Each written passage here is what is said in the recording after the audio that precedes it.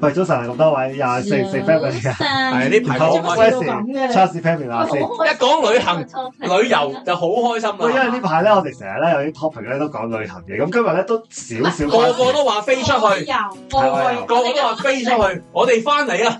喂，因為咧我哋咧今日個 topic 咧就想講下香港嘅食物同埋手信啦。其實咧就係想咧有冇方法即係可以令到外國嘅遊客都嚟香港。我哋點樣賺外國人嘅錢？呢個好緊要啊，正確係。因為咧，其實咧，嗱，即係近年咧，你會發現咧，嚟香港嘅遊客咧，就內地人係有繼續嚟嘅，咁啊，外國人咧就佢哋嚟生活啫，即係我唔知嗰啲係咪叫旅行，或者佢哋嗱，就算係內地遊客嚟咧，佢哋好多時都唔過夜噶嘛，即係可能佢可能去某一啲景點去完影打完卡啦就走啦咁樣。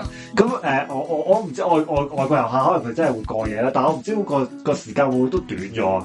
即係其實咧，因為我自己感覺上咧，香港咧吸引外國遊客嘅吸引力咧，就好似相對咧越嚟越低啊。因為其實唔係因為我哋啲景點少咗，係因為人哋嗰啲做得越嚟越好啊。即係例如即係可能去日本啊，或者去即係其他地國家咧，即係人哋會想去嗰度多啲咯，因為嗰度搞得好啊嘛。我覺得外國人咧去其他地方嘅時候咧，其中一樣想要嘅體驗就係文化體驗咯。即係佢未必要去 shopping 啊，或者未必要去咩，但係去到當地嘅時候咧，我見有一啲外國人可能專登係想嚟香港去行山嘅，因為佢自己本身行山嘅。跟住聽得有嘅多啲咧，就係要揾翻以前香港電影拍攝嘅場地，咁我就要去翻嗰度去影翻，原來當年我睇過邊套戲咧就喺呢度拍嘅咁。跟住另外我見得有得多啲咧，就係佢哋都會講到香港嘅街頭小食嘅，即係我哋平時食嗰啲魚蛋啊、燒賣啊、奶茶啊、點心啊嗰啲咁。因為都事實嘅，其實香港都真係美食之都嚟嘅，我自己都好認同。同埋香港以前24小時都有得食噶嘛，但係而家唔係啦。但係以前咧係我覺得。聽啲外國人講就話好衝擊咧，就係佢冇諗過呢個地方原來24小時係可以食到嘢嘅，即係無論即係第一次，即係無論麥當勞啦，或者你啲點心鋪又好啦，或者你去到旺角你打餐都可以打啦店啊，或者你去大排檔有陣時都可以開到深夜。咁對佢哋嚟講咧，就真係一個衝擊嚟嘅，因為嗰邊咧係可能8點鐘就黑晒，我哋翻屋企啦，你大家餐廳8點㗎啦，蘇打咯，佢就覺得原來呢度係啊！之前聽一啲去英國移民嘅朋友咧，佢哋係9點鐘瞓覺嘅。都冇嘢做，9點鐘你先食緊飯咯，仲係我而家仲即係9點鐘仲係最活躍嘅時間咁樣。咁所以咧，其實咧，我就唔知食嘢嗰方面咧，我哋有冇一啲嘅嘢可以即係重點搞下，或者大家食過又覺得真係可以推廣下嘅咧，即係香港。好，係本身咧，我記得諗呢個題目嘅時候咧，我係話我有一個難題咧，就每次啲人話啊喺香港買咩手信送俾人嘅時候咧，我每次都有呢個難題，因為咧，我覺得香港所有食得嘅嘢都要現場食咧係最好嘅，即係譬如就算我買蛋撻啦，跟住可能成日都想買燒賣啦，或者奶茶啦，都係要現場啦，即刻篤俾你啦，或者即刻沖俾你先好飲嘅。而家先至話有嗰啲咩奶茶包係可以買完之後做手信啦。咁我就成日都有個難題，就係香港究竟要買啲咩手信俾你？除咗嗰個熊仔曲奇餅之外咧，to 我咧就唔係一個手信嚟嘅，即係唔可以代表香港嘅一樣嘢啦。咁咧代表香港一樣嘢咧，其實佢保鮮期又好短，又可能唔帶得上機喎，所以有陣時就係去要買嘢送俾外國嘅朋友嘅時候就好難咯，喺食嘅一方面。唔係即係我唔知啊，就係可能吸引佢哋嚟就係即時食咯，因為咧我而家成日咧代表香港咧都係嗰幾樣食物嘅，即係例如菠蘿包啦。不過其實咧而家菠蘿包有預製，我唔知其實係咪可以買嚟做手信啦。呢個算唔係係啦，跟住蛋撻啦，跟住可能篤魚蛋啦、雞蛋仔啦咁樣。咁呢幾樣嘢咧即係學阿 Pammy 話齋，真係即刻食嘅。咁我唔知係可唔可以嗱，其實我有諗過咧，唔知雞蛋仔可唔可以整到係去到叮翻熱咁樣。類似啦，或者係可以密封包裝或者點樣可以整得翻熱。不過我又諗，如果整得翻熱又好似唔係好脆喎咁樣。即係我唔知有冇啲配方可以改良下咁樣咯。即係嗱其實食物係有嘅，只不過似乎香港嗰啲就難啲搞，或者我哋唯有係吸引外國遊客嚟現場食咁樣咯。碗仔翅咯，我諗係碗仔翅啦，同埋其實咧，一個地方嗰個旅遊嘅景點咧嘅發掘咧，其實咧就唔係話純粹話你嗰個當地政府宣揚就會有人嚟，其實要有好多嘢嘅配合嘅，例如可能曾經拍過電影啦，又或者可能喺嗰度發生過某一類事啦，咁啊令人咧就好想往嗰個地方啦，即係好簡單啫嘛。呢一個地方譬如香港咁樣有個地方拍過戲嘅咁樣，點解成日啲人個個都會去黃大仙廟啊？因為其實好多時嗰啲香港電影都喺度取景嘛。或者係不斷就宣揚嗰樣嘢，廟街都係啦咁樣。其實如果你話香港嘅景點，其實同香港嘅電影都好息息相關嘅，因為其實人哋未嚟你香港係憑乜嘢地方認識你呢個地方咧？靠網頁都係一幅相嚟啫嘛。我哋10年前仲係講緊山頂，10年後都係山頂。山頂呢樣景點已經過100年啦，係咪？咁但係我哋而家去外國嘅地方，我哋去外國嘅景點。其實嗰啲地方可能係近疫情後先起好嘅喎。大家發唔發覺？而家好多時你去東南亞新嘅地方景點，除咗傳統或者係歷史價值之外，你去新嘅景點全部都係疫情後起好嘅。但係呢個疫情後，我哋嘅香港咧就完全冇起過任何景點，有西九、東九。咁但係呢啲嘢，你係個 target 係 for 香港人啦，定係 for外國人咧？我家姐同細佬，所以其實啟德係好近期嘅，不過啟德係一個即係一個場地咯，即係一個 function 佢唔可以嘅嘢咯，一個景點嘅，唔可以有景點啦。即係你唔可以我放一班遊客，佢哋咪會好開心，睇到好多嘢咁樣，唔係咯。咁但係你話，所以我哋其實香港咧，其實係要發掘好多樣嘢，其實唔一定係軟性宣傳咯，而唔係我起好呢等嘢啦，跟住之後要你發局係咁樣喺度拍，然之後你去，唔會有人嚟咯，其實。唔會人嚟，反而你係用好多唔同嘅模式，譬如電影啊，真係㗎，你喺嗰度影得好靚，你去到法國去睇，原來真係咁靚喎，咁樣啲人就會一傳十十傳百咁嚟。話咧，即係當然啦，有內地人嚟香港旅行咧，即係好似即係有大家有唔同嘅睇法啦。咁但係咧，佢哋咧喺揾我哋一啲打卡景點嗰方面咧。係真係俾我哋香港人咧係你估佢唔到犀利嘅，即係佢哋咧揾到一啲你喺你屋企樓下某個位啊，佢影相咧佢係影得好靚。唔係咁倒翻轉，你去到外國你都會揾到一啲外國人估你唔到嘅地方嘅。唔係啊，但係咧相輔相成嘅。我見咧嚟我哋我睇 YouTube 西環啦嗰個海旁，唔係即係嚟大廈層樓度係啊，係啦，即係嗱，因為其實你呢樣嘢啱嘅，即係我有啲 YouTuber 嚟佢去日本咧，佢同你講喂，原來日本有啲隱世打卡景點啊，話推薦你去啊，咁已經吸引到我去啦，咁正就係佢哋啲內地人咧喺香港咧揾到一啲地方啊，佢哋影到相。如果個地方因為其實可能你由樓下嗰個籃球場某個位影出嚟，好靚嘅，跟住佢又會吸引到人再喺嗰度。前嘅彩虹村啦，係啦，類似呢啲啦。咁佢哋咧喺倒翻轉，佢哋揾呢啲嘢咧係積極過我哋香港人啊。即係我哋香港人咧，其實好少為你屋企樓下個籃球場、因為你唔會從遊客嘅角度去睇自己住嘅地方。唔係，但係如果當我哋想吸引外地嘅遊客嘅時候，我哋係咪都要做一啲類似咁嘅嘢咧？即係發掘一啲景點啊！即係嗱，你因為香港地少啊嘛，即係你要喺一啲真係好新或者好大型嘅即係。吸引力呢樣嘢唔關大小問題啊，其實，所以就係其實係咪應該嗰段時間嘅情況，發掘一啲現有嘅嘢去吸引外國人咧？即係類似係咁嘅樣咯。我嘅諗法。跟住之後，我想再講嘅就係手信呢樣嘢。你成日講香港來去，但係其實要買翻去送俾人嘅嘢，其實香港就冇乜。你話好多都係即食啊，你冇留香港訂。唔係，因為話我覺得係冇乜個位咧，係因為佢所有嘢對我嚟講係要現成嗰一下先。好啦，以我所知咧，世界都係。以我所知，其實香港有好多嘢係外國人係會嚟香港搶購走嘅，大家好行。我聽過一個咧，佢哋係買自製香水咯。因為我真係原來係有一間香港有一間老店咧，係你可以去到嗰度咧，係調教唔同嘅香味㗎。而家都多嘅，係啊，而家都有。佢係傳統，你講緊嗰啲我唔知，但係佢嗰間係傳統，因為唔知點解有我係睇過唔止一次網上新聞啦，或者 IG 啦，係 post 呢一個咧講咧呢一個地方咧，唔單止係內地。外國遊客都知道呢個地方㗎，係我哋香港人唔知嘅，香港人真係唔知呢個地方。近排我知有個熱門嘅咧，係香港手做嘅嗰個鐘咯。呢個我都知啊。N 年之後先至會有。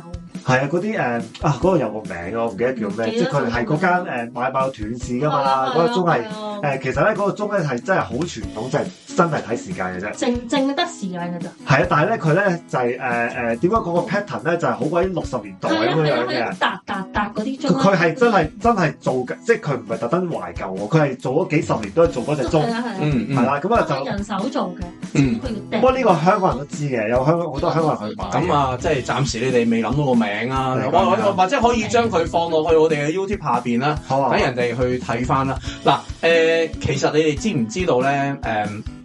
我哋成日用嘅一隻紙巾咧，係好受日本人歡迎。Tempo 係我以我所知嘅日本朋友係絕對嚟親香港。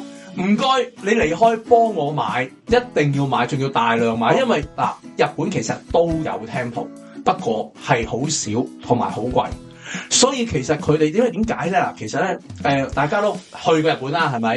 日本其實佢裏面當地用嘅面紙或者係紙巾都係好薄嘅，同埋咧係因為佢係方便沖水啦。咁但係香港嘅 Tempo 出晒名係點啊？柔韌性高啦，有幾層啦，係咪？同埋其實最尷尬就係當你抹紙巾嗰陣，會變成碎濕濕啊，或者係即係好肉酸㗎嘛成件事。而呢個 Tempo 佢賣廣告就係冇呢一樣嘢。佢係真係好啲喎，係真係好啲喎。所以咧，其實喺香港唔係冇手信，但係你哋估唔到啫。因為呢啲係我哋嘅民生用品啊，我哋用慣係諗過原來外國唔係咁倒翻轉，你咁樣講咧，我又醒起啦。其實我哋有時去到外地咧，我哋都會專登去超級市場做一啲民生用品嘅。係啊，真係我嗰次去澳洲啦，去超級市場啦，就係掃當地先有嘅朱古力同埋零食咁樣。我以為 lotion 添，唔係 lotion 咯，唔係呢個正食，呢個都正常嘅，即係你想試一試當地嗰啲嘢嘛。譬如我知道咧，有啲外地人咧好中意飲我哋香港嘅檸檬茶。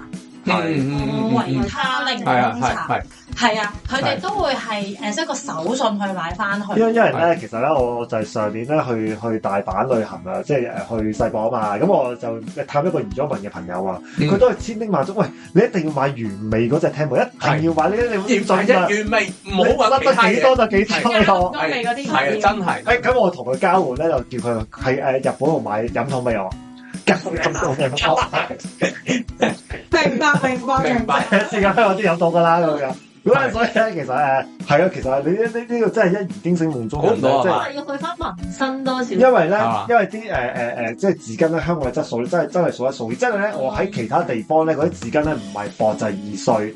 或者係點講啊？即係好似日本佢哋要快啲可以分解到。其實甚至唔係日本咯，我記得好似台灣其他地方都係㗎。係香港嗰個 Tempo 真係數一數二，質素係好嘅咁樣樣。其實都唔淨止日本嘅人喺香港買，其實好多地方係啊，好多地方都買。係啊，咁我知道咧，如果外國人咧，以前啦，我唔知而家啦，佢哋咧係會去買我哋拜神嘅香嘅，因為佢哋覺得佢哋點嗰啲係多鮮香點係啊，佢哋因為以前唔係好興話有嗰啲咩香薰啊、啲香嗰啲噶嘛，咁嗰時咧，因為咧點解我會知檀香啊？係啦，佢哋當檀，因為佢本身係其實香燭係檀香嚟噶嘛。咁香港真係香港喺人哋眼中，以前香港係做香噶嘛。咁我嚟香港買香係咪好正常啊？覺得係拜神，即係係啊。佢唔係買嗰啲長壽。係啦，佢唔係咁樣。呢個我都有聽過嘅。佢哋係會專登去買，因為就算你喺廟裏面掛嗰啲咧螺旋形嗰啲，都有人買翻去，好中意㗎。因為係你香港嘅 traditional 嚟㗎嘛。係啊，好有興趣。因為香港啊嘛，香港以前真係做香㗎嘛。呢個咧問下你介唔介意送包香？呢個咧係當然我唔知佢哋會唔會有啲對呢一樣嘢敏感啦，即係可能入鄉隨俗。因為呢個係曾經嗰時我表姐咧，佢係問，因為我表姐本身冇拜神嘅，咁但係我屋企有拜神，係專登問我媽咪啊，喺邊一度可以買到？因為佢有啲外國嚟嘅合作夥伴想要呢一樣嘢。係啊，即係我諗可能同阿 Charles 講嗰個係有原因嘅，因為佢哋覺得香港呢一樣嘢一定係同香港好有關係。同埋喺佢哋嘅宗教入面，應該香冇關係，冇關係。係啦，咁但係當然我唔知而家，因為可能呢個都係我以前聽落嘅，咁唔知而家係咪都係對佢哋嚟講都係咁有趣啦。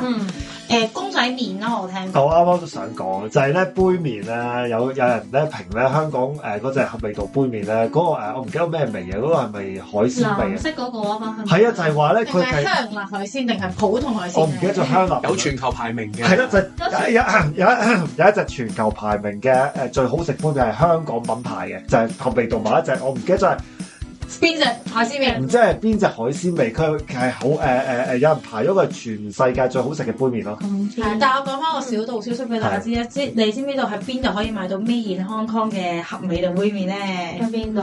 唔係超市，香港嗰啲唔係 Made in Hong Kong 嘅，你自己翻去睇下。咁點啊？加拿大。係加拿大我即係佢已經出咗口啦。出咗口。我明啦，咁樣點解我會知道呢一樣嘢咧？因為我妹而家係移咗民喺加拿大噶嘛。咁咧佢係我嗰時係就係笑啦，同佢講：喂，你下次翻嚟咧，幫我買手信，我要 Made in Hong Kong 即係逆紀念品。幾年啦，係啦，呢個倒翻轉買唔到，喺香港買唔到。跟住我哋呢一集會搞到逆紀念好品。混亂啊！我哋而家。如果喺外國買翻香港製造嘅嘢嚟紀念品，完全都係即係顛覆思維。泰國有 Made in Hong Kong 嘅衫啫喎，一樣。我都好，第二樣嘢大家覺得可能有趣，亦都係唔知嘅紀念品喺外國嗱比較有爭議性嘅呢樣嘢係腐乳。外國人食腐乳咩？我係蘇多我識嘅外國人係唔係，因為外國嘅腐乳係等於乜嘢咧？芝士我記得一個係啊，其實佢嘅做法咧，其實咧係有講過佢嘅做法咧，其實咧同即係荷蘭做嗰個芝士咧，其實係異曲同工之妙嘅。不過香港我哋自己做嘅腐乳一個發酵過程，嗰個酵母菌同佢哋荷蘭嘅唔同，係啦。咁但係點解咁衝擊咧？可能啦，以前有啲嘅誤會啦，就話我哋即係香港做嘅芝士嗰個製作過程個衛生好差啦，所以就變咗咁樣。所以咧就變同埋個味道咧，埋個筆出嚟咧，喂，冇人哋荷蘭芝士賣相做咁靚咁好啊嘛，好似你唔食嗰個芝士擺喺度都好似一個嘅景品啊藝術品，但係香港嘅嗰啲嘅腐乳擺出嚟成啱擺出嚟，哇！啲即係。咁樣嘅樣嘢咁樣，即係但係啲包裝係，啲包裝係弱雞啲噶嘛。係，我真係唔知喎。但係咧，有啲外國人咧，佢即係我睇好多 YouTube 都係講，如果咧外國揾腐乳咧，佢哋唔知咩嚟嘅，因為其實英文冇一個特別嘅名稱去 describe 佢。都係咁啊 ，Hong Kong cheese。咁但係佢係 Hong Kong cheese 真係啊。咁但係咧，有啲人咧，有啲人咧就係即係佢，因為我點解咧？我喺好耐之前喺個 YouTube 就係一班人。就一個香港人，即係同佢玩，即係去街頭，就俾佢試食呢樣嘢。咁喺個樽裏面夾出嚟，咁佢哋個個都即刻咦咁樣啫啦，係咪？係啊。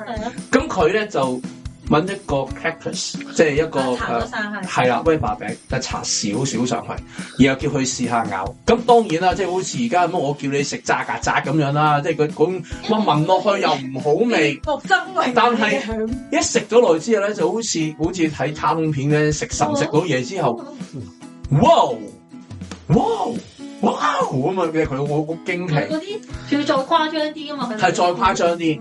咁所以其實咧，外國人咧，如果佢曾經食過香港嘅腐乳咧，佢會係香港揾最 traditional 最舊。我唔要超級市場嗰啲，我要揾一啲專係做嗰啲醬料鋪嗰度去揾嗰啲，仲要揾嗰啲特登揾嗰啲好舊好 traditional 嘅包裝，就大手掃貨。大手掃貨，即係佢哋原來有啲識食嗰啲，甚至有啲嘅廚師啊，即係嗰個地獄廚神嚟香港咧品嚐過腐乳咧，佢都覺得係好係好 special 嘅一種嘅 favour。佢話呢啲嘢咧係暫時我係揾唔到任何食材可以替代。所以腐乳壽司可能有試過。你又唔好諗到咁極端，大佬。我即係諗起個品牌，喂，可以講㗎，佢執咗粒㗎啦，喂。我明白咧，其實你係送飯，你一樣又啱喎，送飯，佢又係送飯。點解要擺個紫菜又收我幾十蚊咁少飯啊？你講，喂，我明咧，點解嗰陣時咧有啲咁多地獄嗰啲壽司咧，原來就係有 family 呢啲咁嘅人。就唔係，其實全部都係打算創意料理，好似我哋今日個 topic 咁，我哋要諗一啲方法去吸引人哋。點知佢嗰個外表覺得做得唔好咧 ？Try and error 嘅啫，呢啲嘢係咪試當真嘅啫？因為其實我同有啲朋友叫我買腐乳，咁我話你識食喎你咁樣，佢真係一個好地道嘅美國人嚟，佢叫買物。咁我話你幾時喺邊度食過？我唔記得咗啦。總之我去過一個 Jack Chinese 嘅屋企，佢用呢啲嘢我哋炒過啲菜，咁佢就俾我食，我覺得嗰味好 wonderful。問佢係咩嚟咧？佢話我問佢喺邊度買啊？佢話唐人街有得買，不過係超貴。我一定啦，超貴。咁因為其實咧，原來咧喺美國好似都有限制入口呢一類食品啊，係啊，即係唔知咩原因唔係咁容易嘅，即係可能佢哋喺某啲渠道先買到嘅，所以其實就好貴嘅。咁但係佢話如果嚟香港去買，叫我哋買過去，咁佢之前佢食過一次之後咧，佢就話好難忘啊，即係嗰個味道嘅衝擊性好難忘啊。咁所以咧，其實咧有啲人咧真係我見過頭先行過咧，旺角未有間好馳名嘅醬料鋪咧，試過有一次我行過見到一班外國人喺裏面，係個個都成袋咁樣拎走咯。但係呢啲嘢其實我哋腐乳喺我哋香港人嘅心目中係唔係手信咯。或者試下老婆煮飯，你攞樽腐乳出嚟啊嗱！菜都好食。嗱我係唔肯吞口水。我唔講。我想講你兩個戴頭盔先，小心啲講嘢啊！其實唔係每個人屋企都有一樽腐乳，係真嘅。腐乳呢啲有啲似係你出街先會食嘅，多過每個人屋企會有一樽。因為你唔會每一日都你唔好意思，屋企人煮飯，你試下屋企你話阿媽有冇腐乳？阿媽你會第一句講乜？冇餸咩？係嘛？即係好有挑戰咁樣。唔係啊，阿媽俾啲豉油你，腐乳就冇啦，豉油就有啲自己搞掂佢。豉油都冇撈汁啦嘛，而家都唔加。呢個都幾好。其實因為其實香港呢個腐乳呢個嘅製法，我就算喺內地食嘅腐乳咧，都冇香港種腐乳咁濃味嘅。我唔知點解，即係內地都有腐乳炒通菜咧，係兩樣嘢嚟嘅。咁所以香港嘅蝦醬應該都有市場。蝦醬都應該都有㗎，因為其實因為佢哋嗰度蝦醬，我反而有聽過啲外國人會係啊，因為佢哋嘅做法係對佢嚟講容易理解嘛，容易理解嘛。會去睇即係大澳嗰啲整曬蝦醬係啊，曬嗰啲曬。其實都係旅遊景點嚟㗎嘛，所以佢哋會接受到。咩喎？因為好似冇一個地方會介紹點樣去製腐乳嘅，但係因為咧學你話齋，即係學 Charles 話齋就係佢會去睇到人哋原來蝦醬係咁樣整嘅，我有得試過，唔錯喎，佢會買，所以腐乳嗰種神秘感啊，腐乳反而係可能真係透過朋友，即係佢透過可能有啲香港嘅朋友煮過俾佢食，或者好似你之前頭先講喺個電視節目或者可能啲咩佢 test 俾啲外國人去嘗試，先會一傳十，十傳百咯。佢呢個做法就有少少係咁樣。我知啦，咁下次有咩外國人嚟，好簡單嘅車仔麵度俾個腐乳通菜去試一試先。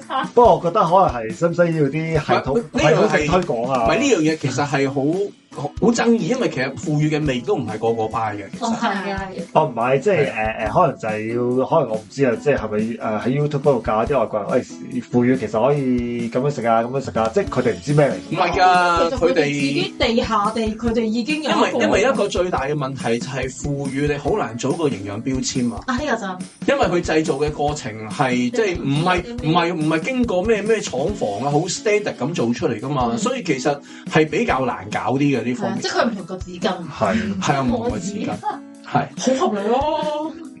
唔係紙巾，我諗係要再推廣俾啲外國人知嘅，即係話呢個係唔好再推廣啦，佢貴咗。其實佢已經好貴㗎啦，你知唔知？夠㗎啦，其實佢哋如果俾啲日本遊客去所到之處，其實你係揾唔到 table 紙巾㗎啦，已經係。唔係其實咧，不過咧顧之前手信啦，同埋食物啦。不過食物咧有一啲食物咧，香港咧其實係越嚟越難食到嘅。但係我覺得其實可以消失中嘅小食，例如即係咧，例仔糕。缽仔糕都仲還好啲，缽仔糕咧我都仲有我幫你做多個 definition，傳統好食嘅缽仔糕，同埋喺嗰個瓦碗入面嗰隻缽仔糕喎，即係唔係膠兜，仍然有固定地方有得賣，不過唔多。係啊，即係你好難會帶到個遊客去試啊，捐奶去嗰個地方，你好難帶到個遊客去試呢一樣嘢。因為例如咧有一次咧，我同阿 Charles 去某間餐廳食飯，你可能記得就係食呢個豬油撈飯啊。但係咧因為咧豬油撈飯點解會消失咧？係因為健康問題啊嘛，即係香港人係越嚟越注重健康啊嘛。嗰次我記得食咧，我都覺得幾好食嘅，但我記得超市講咗句，喂，啲豬油太少啊，應該落多啲嘅。但係其實多啲係唔健康噶嘛。某程度上，而家又講豬油，其實又唔係唔健康。而家個食物金字塔調轉咗嚟啊嘛。調轉咗嚟講而家豬油可以重複，仲有啲可以。係咪應該攞翻出嚟講？因為佢唔係飯式脂肪啊嘛。係，即係我唔知咧，嚟啲豬油撈飯或者豬油渣麵嗰啲咧，係咪可以重出江湖？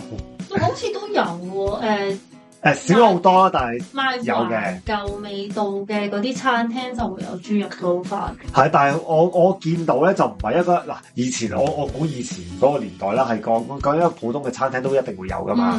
而家就真係要去一啲好特定嘅地方先食到咯。咁我唔知呢個可唔可以再重推翻出嚟？我覺得其實香港咧有鑊氣嘅小炒咧，其實係吸引㗎。即係譬如如果以前有 Open Kitchen 嘅鑊氣小炒，係啊，如果即係以前大排檔嗰啲。你以前你台灣你去食人哋嗰係喺個街嗰度啲火飛起嚟啊嘛！如果以前有外國朋友嚟香港，基本上你10個有10個你都會帶佢去食大排檔啊嘛，熱炒即係外國。喂，反而我覺得而家咧大排檔咧應該係可以即係重新再推嘅，因為咧而家咪即係成日好多人都詬病嗰個預製菜啊嘛。喂，你大排檔正喺你面前炒埋俾你睇，即係炒埋俾你食。但係我如果冇記錯，我啲朋友同我講出嚟大排檔，佢淨係講一間。一間坐，即係嗰一間坐喺深水埗好出名。哦，我知邊間，真係街邊嗰間。咁嗰間真係街邊嗰間，一嚟有視覺效果，二嚟佢唔係淨係喺街邊嘅，佢隔離有間鋪嘅。咁佢都係好出名嘅，好多度出名。即係你見到佢炒咁樣，咁其實唔係喺街嗰個就做 show 嘅啫，嚇！即係真正佢裏面仲有廚房嘅，咁佢亦都有好多特色。咁其實好多嘅香港電視台都有去介紹過呢間啦。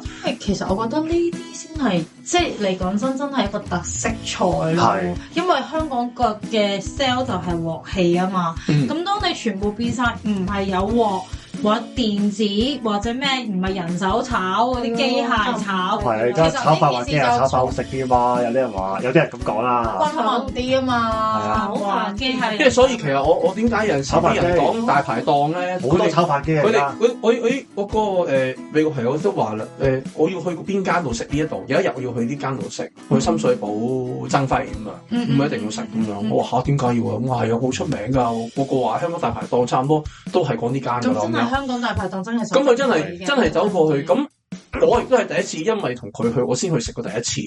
跟住之後咧，我就即刻推介我哋啲朋友一齊嗰度搞生日會。嗰次個生日會好好笑，個生日會人哋係生日蛋糕，佢揾個乳豬嚟做生日蛋糕。一隻小乳豬，然後跟住上面插支蠟燭，Happy Birthday to you， 送乳豬出嚟喎！你啲乳豬喺香港人嗰個 concept 係咩嚟啊？係咪先？我話請隻豬去咁喎，成班好笑啊！咁即係其實個 gimmick 係有嘅，其實即係睇下你點樣去包裝咯。其實外國人對香港人嘅景點、對香港人嘅特色，比我哋香港人更加熟悉，而係我哋只不過我哋喺間房裏面。我哋睇唔到人哋點睇我間屋係咩樣，所以其實點解有陣時做旅遊發展局或者係做旅遊發展嘅嘢，其實係唔應該揾香港人做，係應該揾唔同嘅地方嘅人去睇翻香港應該要有啲咩特色。所以頭先咪話咯，其實應該從遊客角度去睇啊。係啊，你香港人你喺香港人度住，你覺得呢啲嘢平平無奇，腐乳、Tempo 紙巾有咩特別啊？唔好啦。咁你要咁低價值嘅嘢做香港代表，平時用嘅啫嘛，嗰啲狀態咯，真係。即係佢哋即係政府梗係想嗰啲佢哋嚟到係要使錢啊，一定要係好貴啦。香港啊，海港城啦，裏面下一個包都10幾萬，咁呢啲先賺到外匯嘛，咁樣。係繁華嘅城市嚟噶嘛，我哋唔係話呢啲咩情懷嘅。係啦，咁其實都可以相輔相成嘅。其實譬如嘉頓餅乾咧，其實啲外國人都會。其實係出口㗎。係啊，專登會。其實係出口㗎。炸餅俾佢哋啊。其實係出口㗎。其實好多地方都有香港嘅嘉頓餅食。其實你如果留意下，外國係冇咁多雜，即係冇嘉頓雜餅呢啲冇概念。即係佢哋係曲奇餅㗎啫嘛。係啊，佢哋係冇嘉頓雜餅呢個概念㗎。所以其實對嗱，即係我諗少少我自己個感覺就係，我哋去到外國嘅地方，我哋係會好想試一啲香港冇嘅嘢。咁同樣地，其實外國人嚟到我哋香港，佢咪就係想食一啲佢喺外國食唔到嘅嘢咯。我介紹俾個朋友嘉頓雜餅，我講呢個 this is 一個好神秘箱啊，有 mystery box 啊，飯盒樣，飯盒。我哋香港人咧，可能一年都食唔晒一個嘅，因為你見得好靚好食。哆啦 A 夢味。跟住佢話 really， 佢話佢仲有唔同款式啊，你每次落到去揞咧，每都有唔同嘅嘢一樣啊。咁佢話 really 咁啊，即係佢即係後尾，即係佢當然覺得冇夠深。係啊，佢因為其實咧，我哋以前香港仲會有地方賣餅乾。小販仲有鋪頭，依家已經冇咗啦。即係講緊乜嘢咧？可能而家呢一代嘅人都未必見過，真係一個玻璃透明啱擺喺度，裏面放滿晒各式各樣嘅餅乾。個餅乾一個圓罐擺喺度咧，其實咧你好開心嘅小朋友落去。我喺度揀咯。係啊，而嗰啲罐咧，其實都係好有歷史回憶嘅。